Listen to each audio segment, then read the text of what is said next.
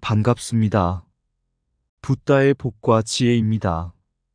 오늘 이 자리는 부처님께서 생사의 바다를 건너는 길을 우리에게 보여주신 위대한 순간을 기억하며 그 진리를 다시금 마음에 새기는 시간입니다. 빈바사라 왕이 부처님의 법문을 듣고 깨달음을 얻었듯 우리도 부처님의 지혜와 자비의 말씀 속에서 삶의 방향을 찾고자 합니다.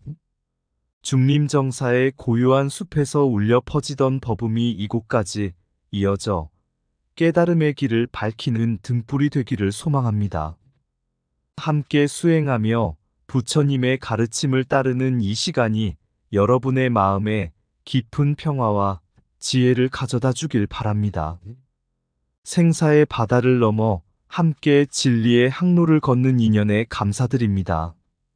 자, 그럼 황금빛 찬란한 세존이 왕사성에 들어오신다. 그 여정을 함께 해볼까요? 부처님께서 깨달음을 이루신 후 많은 중생들에게 법을 전하며 그들의 괴로움을 덜어주셨다. 어느 날 마가다국의 빈바사라 왕이 부처님을 왕사성으로 초청했다. 왕은 부처님의 지혜와 자비를 깊이 갈망하며 이렇게 말했다. 세존이시여, 제가 태자로 있을 때 5가지 소망이 있었습니다. 왕위에 오르는 것, 부처님께서 저의 땅에 머무시는 것, 부처님을 직접 섬기는 것, 부처님의 법문을 듣는 것, 그리고 그 법문을 통해 깨달음을 얻는 것이었습니다. 오늘 그 모든 소망이 이루어졌습니다. 부처님은 미소를 지으며 말씀하셨다. 빈바사라여, 그대의 소망은 탐욕에서 비롯된 것이 아니었기에 이루어질 수 있었다. 이제는 그 깨달음을 통해 다른 중생들에게도 법의 길을 열어주어라. 그날 부처님께서는 1000명의 비구들과 함께 왕사성에 들어가셨다. 제석천왕은 하늘에서 부처님 일행의 당당한 모습을 보고 감동하여 천인에게 노래를 부르게 했다.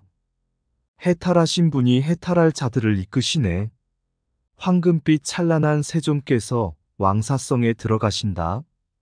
생사의 바다를 건너신 분이 생사의 바다를 건널 자들을 인도하시네.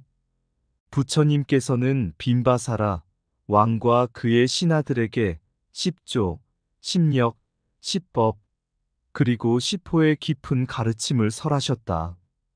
왕은 그 자리에서 법의 진리를 깨닫고 부처님께 귀의했다. 빈바사라 왕은 부처님이 머무실 곳으로 적합한 땅을 찾았다. 그는 도시에서 가까우면서도 한적하고 수행과 명상이 가능한 땅을 가란타 장자로부터 기증받아 중림정사를 세웠다. 중림정사는 단순하면서도 평온한 공간으로 수행자들이 부처님의 가르침을 따르며 수행에 전념할 수 있는 곳이었다. 이후로 중림정사는 부처님께서 가장 오래 머무르시며 많은 제자와 중생을 제도한 첫 번째 사찰이 되었고, 진리의 빛은 왕사성을 넘어 온 세상에 퍼지게 되었다. 부처님께서 깨달음을 이루신 후 그 소식은 온 나라에 퍼져나갔다. 마가다국의 왕 빈바사라도 그 이야기를 들었다. 그는 젊은 시절부터 부처님과 인연이 깊었다. 태자 시절 빈바사라는 자신의 꿈을 이렇게 이야기하곤 했다. 언젠가 세상에 위대한 성자가 나타나신다면 나는 그분께 가르침을 받고 내 나라에 머무시도록 초대하고 싶다. 그 후로도 빈바사라는 부처님의 깨달음을 갈망하며 기다렸다. 왕이 된 후 그는 부처님께 초청을 보내 왕사성으로 모셨다. 부처님께서 왕사성에 들어오시던 날 1000명에 가까운 비구들이 그를 따랐다. 그 모습은 황금빛으로 빛나는 세존이 길을 이끄는 듯 장엄했다. 천상의 제석천왕조차 감동하여 천인들에게 이렇게 노래하라 명했다. 해탈하신 분이 해탈을 바라는 자들을 이끄신다. 황금빛 찬란한 세존께서 왕사성에 들어오신다. 생사의 바다를 건너신 분이 생사의 바다를 건널 자들을 인도하신다. 빈바사라 왕은 부처님을 극진히 모시고 공경하며 법문을 요청했다. 부처님께서는 고요히 말씀하셨다. 왕이여, 그대의 소망이 바른 마음에서 비롯되었기에 오늘 이 만남이 이루어졌다. 이제는 그대의 나라와 백성들이 진리의 길을 따를 수 있도록 돕는 것이 중요하다. 그날 빈바사라 왕은 부처님께 귀의하며 5가지 소망을 모두 이루었다고 고백했다. 빈바사라 왕은 부처님께서 오랫동안 머무르실 곳을 마련하고자 했다. 그는 수행과 명상에 적합한 장소를 찾아다녔고 결국 왕사성 외곽의 한적한 땅을 발견했다. 이 땅은 가란타 장자의 소유였다. 가란타 장자는 부처님의 명성을 들었고 자신의 땅을 기꺼이 기증하기로 결심했다. 그 땅에는 울창한 대나무 숲이 있었고 주변 환경이 고요하여 수행자들이 안락하게 지낼 수 있었다. 이곳이 바로 중림정사의 시작이었다. 가란타라는 이름에는 전설이 있었다. 오랜 옛날 한 왕이 술에 취해 잠들었을 때 독사가 그를 위협하려 다가왔다. 그러나 다람쥐가 왕의 귀 옆에서 찍찍거리는 소리를 내어 그를 깨웠고 왕은 목숨을 구할 수 있었다. 왕은 이에 감사하며 그 땅을 다람쥐 사육장으로 삼아 가란타라 불렀다. 중림정사는 너무 화려하지 않으면서도 비와 햇빛을 막아주는 안락한 공간으로 지어졌다. 부처님과 제자들은 이곳에서 많은 법문을 설하고 수행에 매진했다. 중림정사는 단순한 거처 이상의 의미를 지녔다. 이것은 부처님께서 최초로 머물며 법을 설한 사찰로 모든 수행자들에게 진리의 길을 여는 중심지가 되었다. 부처님께서는 중림정사에서 설법하며 이렇게 말씀하셨다. 이곳은 단순히 몸을 쉬는 곳이 아니다. 마음의 평화를 찾고 탐욕과 집착을 벗어나는 도량이다. 수행자들은 이곳에서 지혜를 닦고 중생들을 이롭게 할 법을 배워야 한다. 중림정사는 이후 불교 역사에서 최초의 사찰로 기록되었고 모든 사찰의 원형이 되었다. 범어로 비하라라 불린 이곳은 수행자들이 진리를 탐구하는 안식처였다. 중림정사는 부처님의 가르침이 대중들에게 널리 퍼지게 한 중요한 기점이 되었으며 이후 수많은 사찰들이 이 전통을 이어받아 설립되었다.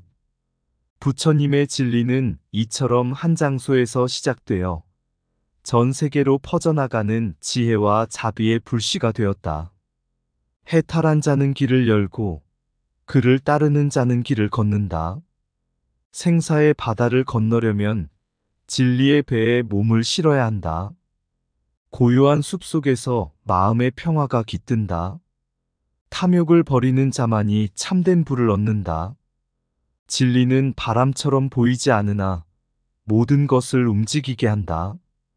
법은 머무는 자의 것이 아니라 걷는 자의 것이다. 몸을 쉬게 하는 곳은 많으나 마음을 쉬게 하는 곳은 드물다. 진리는 소유할 수 없지만 나눌수록 더욱 풍요로워진다. 스스로의 마음을 밝히면 어둠 속에서도 길을 잃지 않는다. 지혜는 고요 속에서 자라고 자비는 행동 속에서 꽃핀다. 참된 스승은 길을 보여줄 뿐 걷는 것은 스스로의 몫이다. 진리는 소리 없는 가르침이며 부처의 침묵 속에 깃들어 있다. 부처의 가르침은 눈을 뜨게 하지만 보는 것은 스스로의 선택이다. 삶의 모든 순간은 깨달음으로 가는 다리가 된다. 가장 깊은 고요 속에서 가장 크고 밝은 진리가 발견된다. 어느 날 마가다국의 빈바사라 왕은 부처님을 만나게 되었다. 왕은 그 만남에서 자신의 5가지 소망을 고백하였다. 왕위에 오르는 것, 자신의 영토에 부처님이 거주하시는 것, 부처님을 가까이서 섬기는 것, 부처님께 직접 법문을 듣는 것, 법문을 통해 깨달음을 얻는 것. 왕은 감격스러운 마음으로 이렇게 말했다. 이 모든 소망이 오늘 이루어졌습니다. 부처님의 가르침을 들으며 깨달음을 얻을 기회를 얻게 되니 저는 더 바랄 것이 없습니다. 부처님은 빈바사라 왕의 간절함을 헤아리며 다음과 같은 법문을 설하였다. 왕이여, 5가지 소망은 모두 훌륭하나 그 근본은 마음의 평정과 집착에서 벗어나는 데 있습니다. 진정한 깨달음은 외적인 조건을 통해 얻는 것이 아니라 내면의 고요 속에서 찾아야 합니다. 부처님은 사성제와 8정도의 진리를 설하며 왕에게 생사윤회의 고통에서 벗어나는 길을 가르쳤다. 빈바사라 왕은 깊이 깨달아 부처님께 귀의하며 진정한 의미의 해탈을 향한 첫걸음을 내디뎠다. 부처님은 단순한 깨달음을 넘어 완전한 지혜와 자비의 상징이셨다. 빈바사라 왕에게는 부처님의 이러한 속성이 깊은 인상을 남겼다. 부처님은 제자들에게 10가지 계율을 통해 삶의 바른 길을 따르도록 가르쳤다. 이는 수행자의 윤리적 지침으로 진리로 가는 길의 초석이다. 부처님은 세상의 본질과 중생의 마음을 꿰뚫어 보셨다.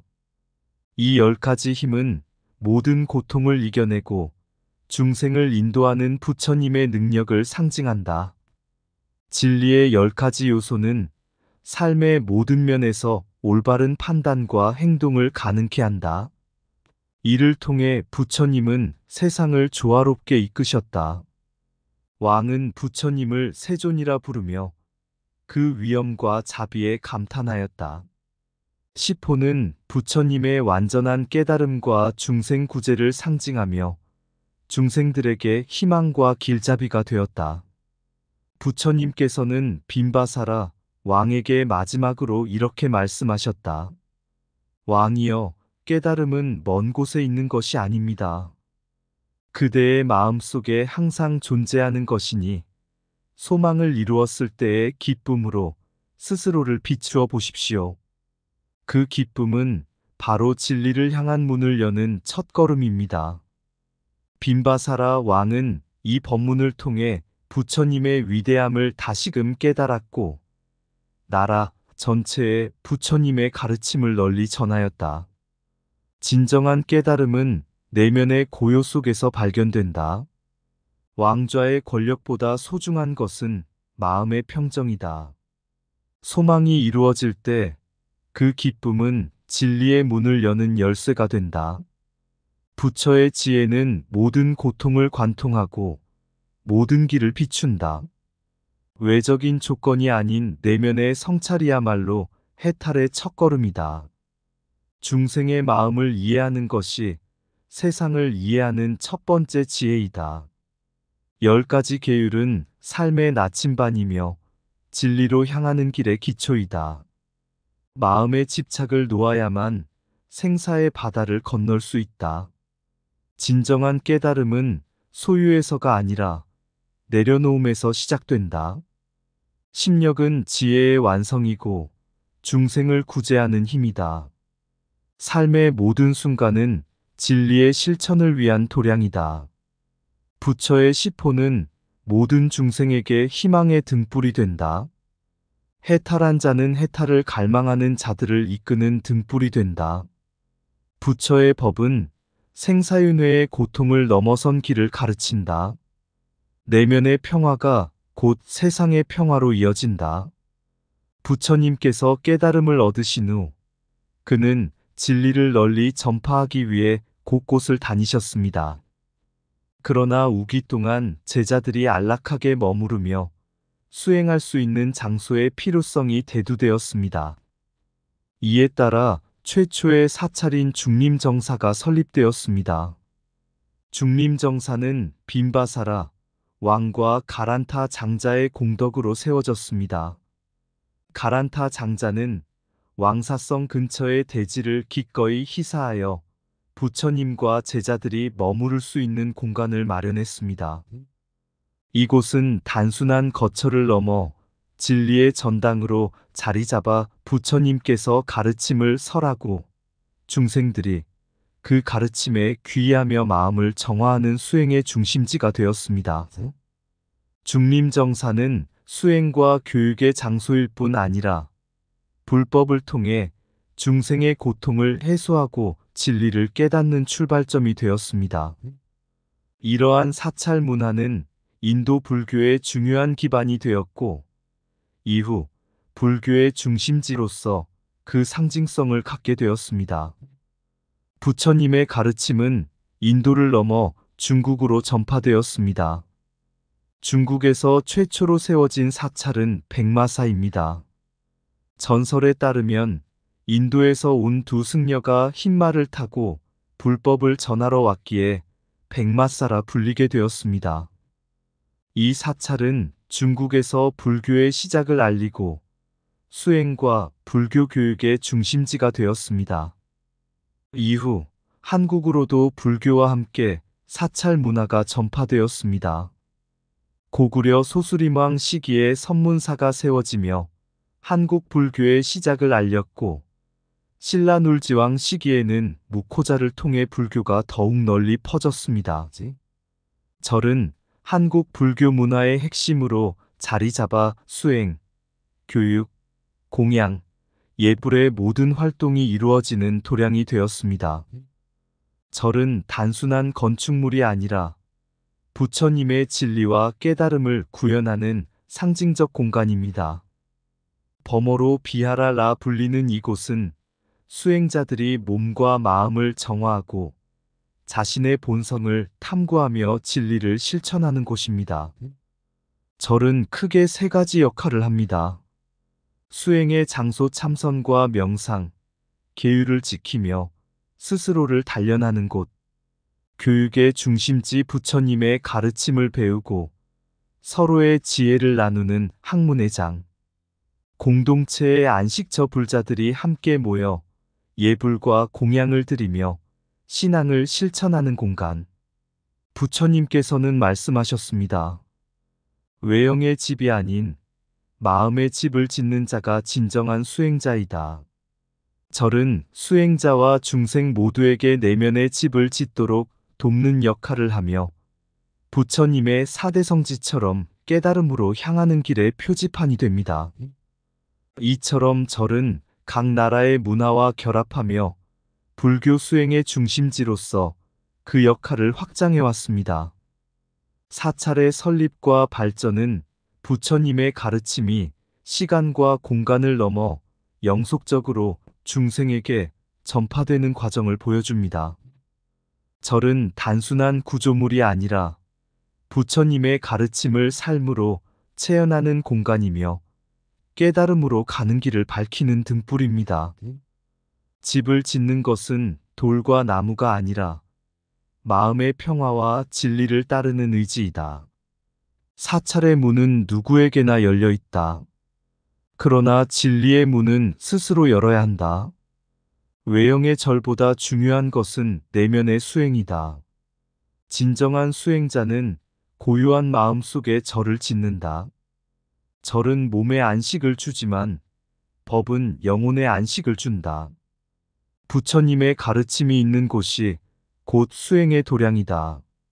사찰은 바람과 비를 막아주지만 진리는 생사의 고통을 막아준다. 모든 사찰은 깨달음으로 향하는 첫걸음을 돕는 길잡이다. 수행의 길은 고요한 절에서 시작되지만 고요한 마음에서 완성된다. 절은 진리의 집, 수행자의 쉼터, 중생의 도피처이다. 불상이 가르치는 것은 외면의 공경이 아닌 내면의 성찰이다. 진리를 구하는 자는 사찰의 종소리보다 마음의 울림을 들어야 한다. 절에 들어서면 마음의 때를 씻고 법을 들으면 마음의 무명을 걷어라. 부처님의 가르침은 사찰의 벽에 머물지 않고 마음속에서 빛난다. 사찰은 수행의 시작이지만 참된 깨달음은 삶 속에서 실현된다.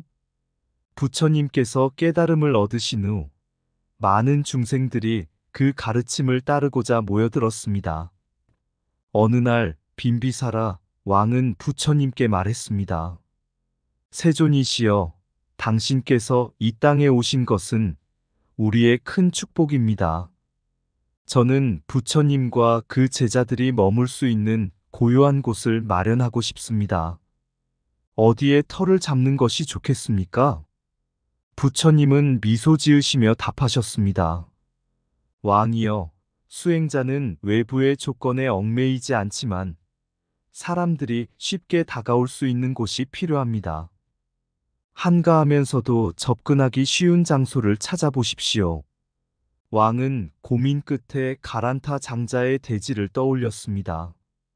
그곳은 숲이 울창하고 고요했으며 도심에서 적당히 떨어져 있어 수행에 알맞은 곳이었습니다. 왕은 장자에게 땅을 기부해 줄 것을 요청했고 장자는 흔쾌히 이를 받아들였습니다. 이렇게 해서 중림정사가 설립되었습니다. 중림정사는 단순히 수행자의 거처가 아니라 부처님의 가르침이 처음으로 집대성된 불법의 집이었습니다. 그곳에서 부처님은 고통에 빠진 사람들에게 사성제와 팔정도를 설하셨고 생사의 굴레에서 벗어나는 길을 보여주셨습니다. 시간이 흘러 부처님의 가르침은 인도 전역으로 퍼졌고 이후 중국과 한국, 동아시아 전역으로 전파되었습니다. 중국의 백마사와 한국의 선문사는 모두 부처님의 가르침을 전하는 중심지로 기능하며 수많은 이들이 그곳에서 법을 배우고 마음의 평화를 찾았습니다. 이야기의 끝에서 부처님은 이렇게 말씀하셨습니다. 절은 단순히 건물에 불과하지만 그곳에서 법을 듣고 수행하면 그곳이 곧 깨달음의 문이 된다. 마음의 어둠을 밝히는 등불처럼 사찰은 중생을 진리로 인도하는 빛이어야 한다. 절은 깨달음의 시작점이며 모든 중생이 진리와 평화로 나아가는 여정의 동반자입니다. 고요한 숲속에 부처님 오시니 영원한 진리의 빛이 스며든 곳, 왕사성의 땅, 그곳에 세운 절, 중림정사, 깨달음의 첫걸음이 되리라. 왕의 손길, 대지에 씨앗을 심고 고요히 피어난 법의 꽃, 부처님의 가르침, 바람 속에 흩어져 마음마다 빛을 찾아가네. 사찰은 단순한 벽돌과 돌이 아니라 진리를 향한 마음의 문, 고요한 절 안에서 깨달음을 듣고 모든 중생이 하나 되어 마음의 평화에 닿는다. 거기서 부처님은 미소 지으며 고통을 넘어서는 길을 말하셨네. 생사의 굴레에서 벗어나는 법, 팔정도, 사성제의 진리로. 절이란 그저 안식의 집이 아니니 불법이 흐르는 강, 그 속에서 모든 중생은 깨달음의 길을 걷고 자비와 지혜의 빛을 따르리라. 사찰은 그저 장소가 아니라 마음의 깊이를 담은 그릇, 부처님의 진리 삶 속에 펼쳐져 우리는 그 빛을 따라 한 걸음씩 나아가리. 이상 붓다의 복과 지혜였습니다. 오늘도 복지 구족한 날 되세요. 구독과 좋아요는 붓다의 복과 지혜를 밝히는 큰 자비의 등불이 됩니다.